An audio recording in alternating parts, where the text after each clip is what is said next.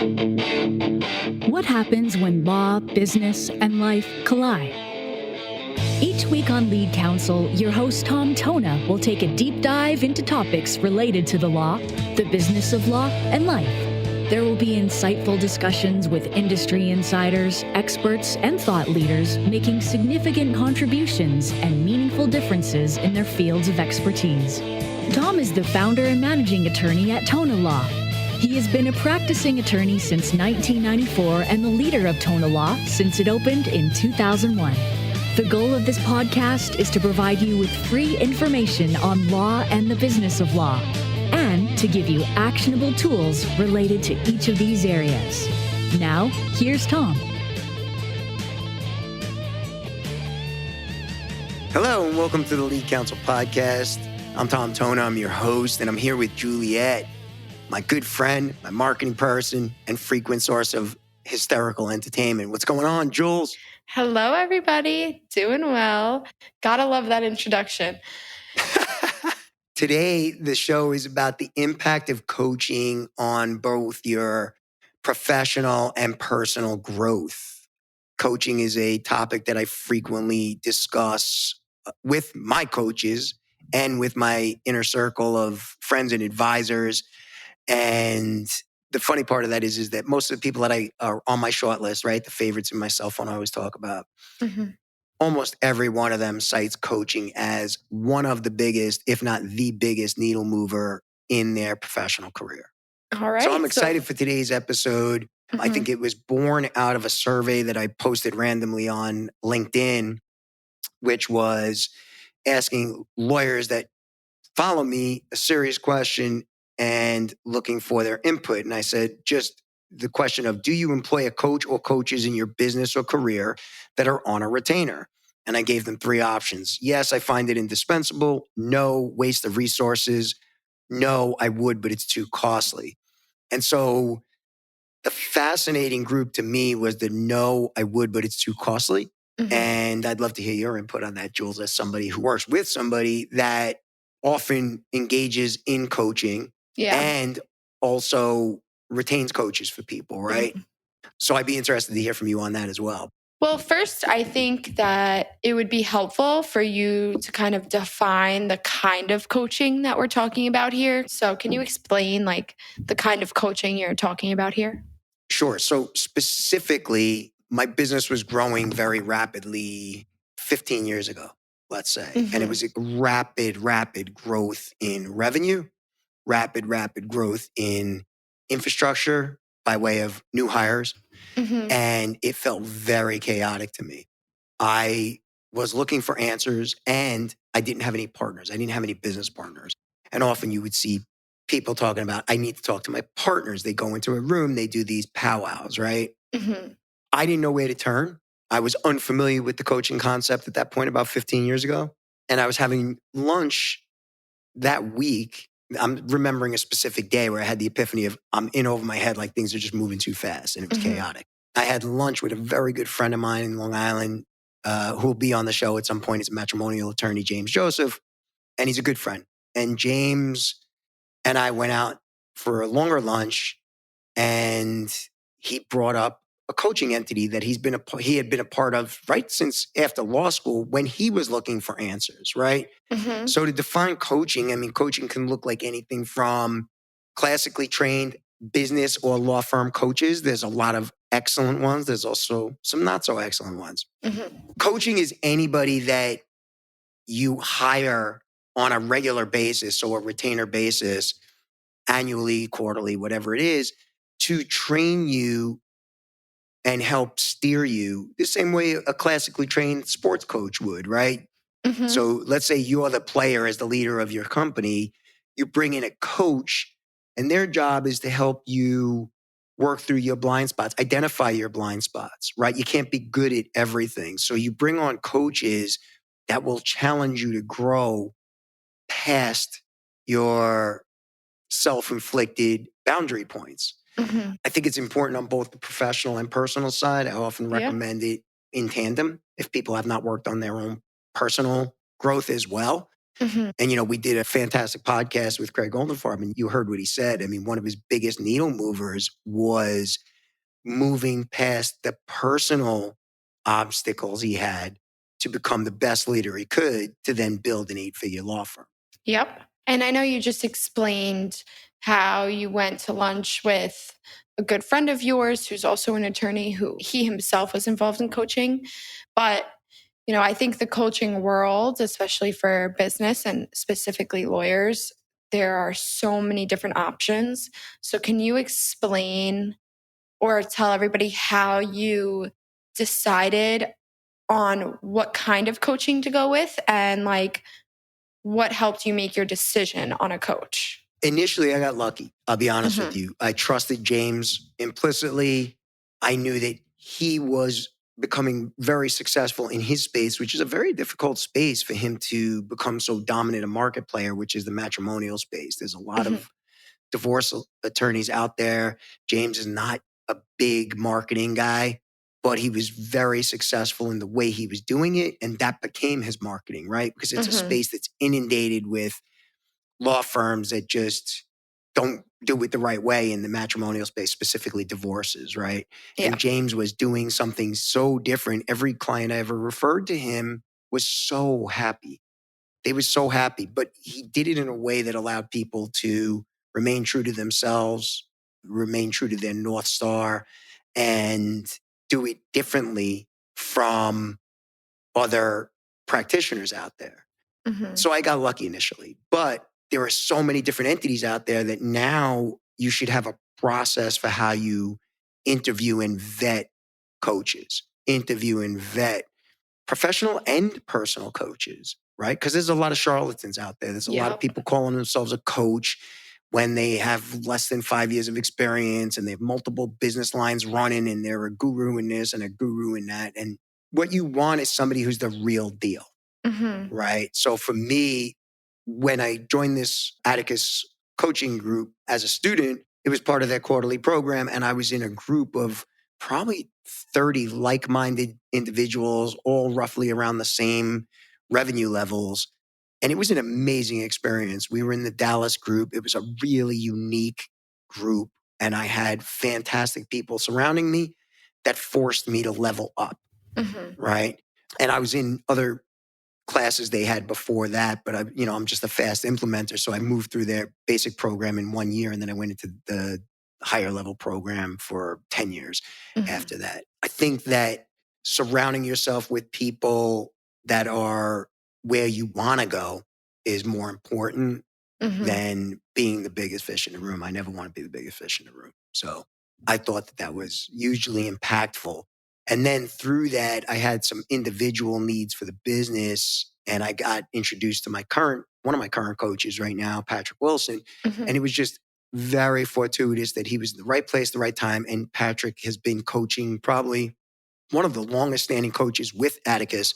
And his specialty niche is personal injury firms, right? He loves working with personal injury attorneys and personal injury law firms. And he came to me at a pivotal point. So I've been doing the one-on-one coaching with him as a student. I'm the student, he's the coach, probably for the last, I think I've been with him now 7 years. And we meet 4 times a month, weekly, for an hour. And then he coaches with some of the people on my team as well. He coaches some of the executive team. So all in all, it's a highly recommended process for anybody that is unfamiliar with it. I think that the fascinating part of the poll that I put out, 39% of people said they found coaching indispensable. And some of those players are 8-figure players that are answering yes to that question, right? And that tells me I'm in good company, right? Like, you pick where you want to go and surround yourself with people that are already there, right? I've made no secret about my aspirations for 8 figures as a law firm owner. 11% of people said no, it was a waste of resources. Now, they were in the minority. I cannot imagine, you know me with financial resources, right, Jules? Like, would I ever waste a dime? No, never. Right. But the more fascinating group to me was the people that said, no, I would, but too costly. Right. So I know a lot. I know most of the people that answered that. And I think the challenge for me, and I would ask you this question is, would you, let's say I wasn't investing you, which I do, right? I invest in coaching for you, right? Let's say I wasn't. Are you at a point now where you've heard it enough where you would say, let's say in a different scenario, you were at a different company or even here, and I said, listen, we're cutting off the coaching aspect. It's costing me too much money. And not that I'm ever going to say that, but would you ever invest in your own coaching? I think so, yes, because coaching is essentially just continuing to learn and grow within not only your professional life, but those lessons and things you learn can also be tied into your personal life. So I believe that coaching really is just not only an investment in your professional growth, but your personal growth. So if you're not learning, you're staying still. So it's like to me, I feel like coaching is one of those things that is always worth the investment because essentially you're investing in yourself. So like the people who answered, it's too costly. I mean, my question to them would be, do you think that your future is too costly? Like, why wouldn't you invest in your own future at that point? Because it's only going to help you. I mean, coaching is never going to set you back. I mean, since you started coaching 15 or so years ago, how has it accelerated not only the growth of the business, but your personal growth? Exponentially. That right there Exponentially solves that answer. And in the interview we did with Craig, right? Mm-hmm. He brought up planning. He brought up accountability.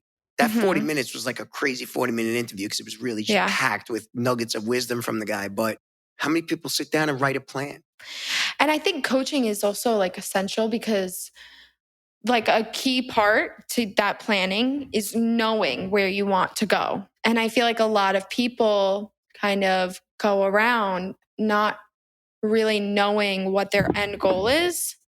And by involving yourself in coaching or even joining groups of like-minded people or people who are examples of where you want to be, it can really help you figure out where you want to go. And then you can sit down and write the plan. But I think it's fundamental. I think one of the first things they try to drill down on is, okay, why are we here? What do you want to accomplish? Right? And so whether it's therapy, whether it's business coaching, right? I've done all of these different things. They usually start with, okay, why are you here? Yeah. Why are we on this Zoom? I like doing them by Zoom when I do the coaching that I do with my coaches to the extent that I like to look people in the face, right? I think certain things are lost communication-wise if you don't. But let's use an example of somebody who makes $100,000 because we heard in that last episode that did he say if it was A-Rod who was talking, he's a billionaire and the guy spends 10% of his income on coaching yearly? Yeah. Right? I think Craig said that the rule of thumb is 10% of your yearly earnings should be spent reinvesting in yourself and coaching. Right. So if you think about that, right? So let's say somebody makes $100,000. You're going to do $10,000 on coaching. Are you willing to invest that in yourself? Now I know some of the people that answered no do way more than that. Yeah. Right. And I know that for $15,000, $20,000, many of those business people or attorneys could hire their own business coach, the same person that I use right now. And let's say they go to their boss and their boss says, I'm not paying for that. If you do that coaching, guaranteed, you're going to end up being able to go into that boss 12 months later for a significant increase in value, for a significant bump up or raise because your value will have increased exponentially. So that was the fascinating part to me because I'm like, I know there's attorneys there that got to be making 150 to 200 grand a year and they're saying it's too expensive. I know one attorney, there's several business owners that I know what they're doing. They're talking about cases they've settled or verdicts they've taken. How are you not investing in yourself? The highest ROI you will ever get is investing in yourself. Yeah. Right? So I find it a fascinating mindset when somebody says it's too expensive. Because if I break out my calculator, I'm going to break it out right now for you, Jules. I know you love when I do my calculations. Go ahead. How much is a mocha, cappuccino, frappuccino, extra large iced? Well, I was just going to say that. How much is it? Just give me a number. Like, let's say $8 because Starbucks is getting expensive. $8? Yeah. Good Lord. if you're looking at it, like I understand like when you say, okay, invest $10,000 in coaching, a lot of people like that's a lot of money to a lot of people. But if you break it down, it kind of comes out to, I think it's about $800 or so a month, probably a little bit over that. But people will spend that on so many other things. Well, that's what I'm saying. It's priorities, right? And it's just like, when you break it down, bullshit. Yes, Anytime exactly. somebody says they can't afford it, it's too costly. The cost of not coaching as a business owner or somebody who wants to be taken seriously in the business world, and don't look to the owner of a company. Listen, some companies, I'm a big believer in it. I invest in my team. And when people come to me and they want to grow, I'm the first person that would be like, you know what? Let's get you coaching, right? Yep. Once they figure out what they want to do, what they want to be, what their goals are. I normally am not going to invest in somebody who is not clear on their goals, right? Because you got to have that clarity. You can't be one thing one week and then I spend $10,000 and then the next week you want to be something else. But when people are very clear, I'm all about that. And we figure out what works. We figure out what works for the company and that stuff. But let's say you go to a company that they don't want to do it. Invest in yourself. Yeah. You're the best investment you're going to make. Nobody pays my coaching bills. I pay my coaching bills. What are you laughing at? I'm just laughing at you because you're so passionate about it. Well, because I hate the thought of wasted talent. And I know so many talented people that are on the list that are like, I would get coaching, but it's too costly. I would ask those same people, where are you spending your time and your money? Yeah.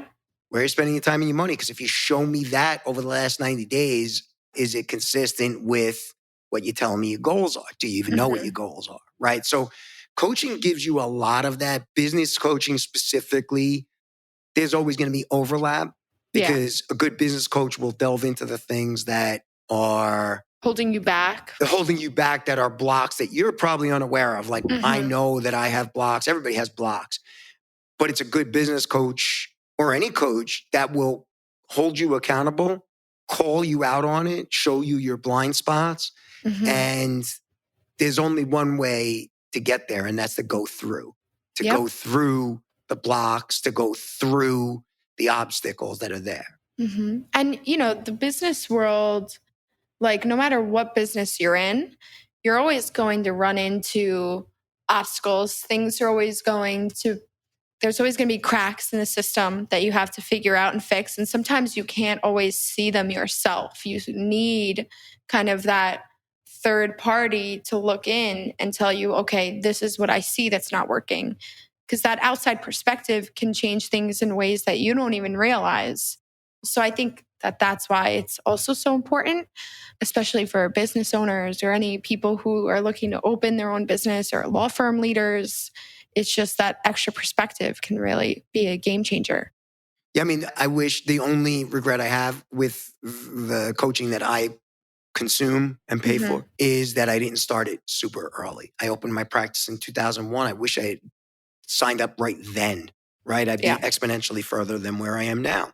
So yeah, I think it's instrumental. And I think you're seeing it too in your life, right? You coach right now. You're coaching you belong to a legal marketing mastermind. Yep. Right? You also have a personal coach, right? So either way, you'll learn your lessons that you need to learn. It's just way easier with a coach. You're going to shortcut a lot of painful and probably more expensive lessons than you would have if you just pulled the trigger on coaching. Yeah. And honestly, like those investments, I mean, being part of the Legal Marketing Association, just being able to have that peer group of people who do what I do and who are there asking the same questions I ask and other people providing answers to those questions is extremely helpful in my professional side. And then on my personal side, I mean, I'll invest in myself all day long. So that to me is money that's well spent no matter what. Like I'll never regret that. But like it's intimidating to people. You know, the coaches I pay for now, I probably would have been very concerned about the price tag on 20 years ago.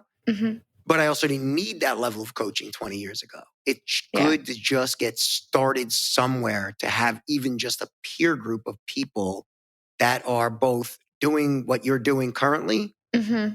And also there's going to be people in that room that are where you want to be, right? So we're talking about masterminds, coaching, peer groups, and that type of stuff. So to me, it's tremendous. Yeah. And I think like in our previous episode, when we had our guest Craig on, he said something along the lines of like, you really need to have the courage to go out there and open yourself to coaching. And I think that for a lot of people, they may say it's too expensive, but I think subconsciously they may just not be ready to put themselves in that position to really hear what somebody has to say, or like they don't really want to put themselves under kind of that fisheye lens of giving somebody else the power to look through and tell them what's not working, because a lot of people just aren't in the headspace to hear it. And I think a lot of people in today's age like to think or say certain things about themselves, but don't actually want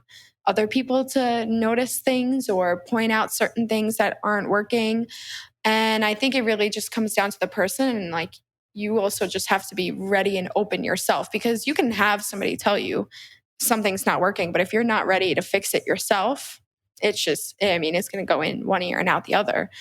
It forces you to look in a mirror, right? That's what you're talking about, right? If you're coachable and you have a growth mindset, you can basically achieve anything you want to achieve. Yeah. And to hear some of my good friends now are those 8-figure lawyers, right? And I talk to them on the regular. And when I hear them talk, or a 9-figure lawyer, right? I reference all the time. Mm-hmm. When I hear them talk, they're humble. You have to humble yourself to say, I'm not special. I got to where I am by hard work, determination, a little bit of luck, being in the right place at the right time, knowing the right people, meeting the right people. None of those 8-figure and 9-figure players are ever going to sit there and say, I don't need a coach. I'm brilliant. Because all those guys are paying people to coach them. They are paying people to coach them. You definitely need a certain level of humility to be able to go through coaching, I think. Well, you should, right? Yeah. It's the same thing as anything good gets to the root of the real stuff, meaning ego gets stripped away or broken, right? You're running a law firm, you're running any business, everybody works for you. Like, oh, you're so great. You're so great. And when things are going good, yeah, things are great. When things hit the fan, are you going to point the finger at somebody else, or you point the finger at yourself? Coaching makes you look at yourself. What are your blind spots? What are your weak spots? What can you do better? Yeah. So I think if you do anything for yourself ever, and you're listening to this podcast and you want to know what to do, get a coach. Attend some masterminds. If you think it's too expensive to get a coach, attend a mastermind. The ROI on coaching and masterminds for anybody that does them is going to be exponential. You have to get over that mindset of coaching is too expensive. Yeah. It's like saying education is too expensive. If you think education is too expensive, try ignorance. Ignorance is expensive. What you don't know will cost you a fortune. Coaching helps you with all of that. Masterminds help you with all of that. The 10% of people that were like, no, it's a waste of resources. Well, maybe for you. But you don't have to want to grow. You definitely don't have to want to compete with people like me or people that are on this show. But if you do, then you're going to have to bring your A game. You're going to have to do the things that all of these other competitors are doing, right? So same thing for you in your role, right, Jules? What you've done in marketing is pretty special to watch for me. And you know that if you keep investing your time, and you're investing your own resources in coaching as well. Yeah. Right? Don't you think the ROI has been there for you? Oh, 100%. Yeah. Right? I mean, look at you. Look at you from 12 months ago. Oh, it's like night and day. Right? And to me, I would ask you, you're not wasteful with your money, but you do coaching weekly, right? Yep. You also belong to the Legal Marketing Association that I pay for. Yep. Thank you. Well, the company pays for. And the amount that I've learned from that association alone has helped me in ways like I can't even imagine. I know. Yeah. You showed me that project you're working on right now, and I was blown away this afternoon. I know. I was so excited. But I would say, like, I don't even know what the LMA costs, because it's not an expense. It's an investment in you. Mm-hmm. And I'm getting an ROI that is staggeringly high, but my investment is in you. What's awesome about coaching too, and here's the big impact. I don't know if I talk about this anywhere else, but I'll just go into it really quickly. Do it. The Migrate Life exercise that my business coaches have always wanted us to do. It's a list of 1 to 10 for 30 days, 90 days. I'm sorry, it's 90 days, 1 year, 3 year, 5 year, 10 year, 20 year lifetime goals. Mm-hmm. I've redone that list probably 3 or 4 times because I've hit 80% of my bucket list stuff on there. And my bucket list is aggressive. Yeah. When somebody says, you ever hear the term BHAG, big, hairy, audacious goal?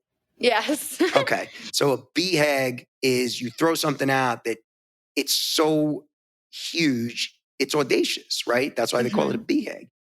And I've hit that several times, like where I go, I got to just go bigger. If you don't have written goals, get yourself a coach. You need to know where you're going. You need to figure out with a pen and a piece of paper, where do you want to end up in 5, 10, 20 years? Even if it feels crazy, just write it down because you never know. Yeah. Yeah. And listen, again, it makes me, I love that, I was doing an interview with somebody for a role that we have open right now, and it's a big role. And I love that they asked me, what's your goals for this position, for the silo? What are your goals? And I had them on top of my head because that's what I do is plan, right? And I goal plan and stuff like that. Yeah. So it was that's a huge tell when somebody asks me that question because I'm like, oh, they get it. They get it from a mindset perspective. They get it. Yeah. I think that coaching also, you don't have to get this huge overall business coach. I think it depends on your individual goals and your individual, where needs. you are. Yes, exactly. Individual needs. Tom's coaching looks very different than my coaching, but it's because we're at different points. So Tom, can you give people some tips on how to find themselves a coach or what to look for in coaches? I put a pretty lengthy list up as a post on LinkedIn of what a list that I use to interview anybody that I'm going to hire as a vendor, right? But I use it specifically if I'm thinking about adding to my coaching or making a change to coaching, whatever, because I learned the hard way, right? I came very close to hiring. I got very lucky because I came very close to hiring a really bad coach back in the day. And I was like, I'm going to create a system of interview questions to really drill down and cut through the nonsense and the BS of all the hucksters. So here are the top 5 questions. 1, what training did you receive to become a coach? I'm looking for formal training with an established, reputable organization.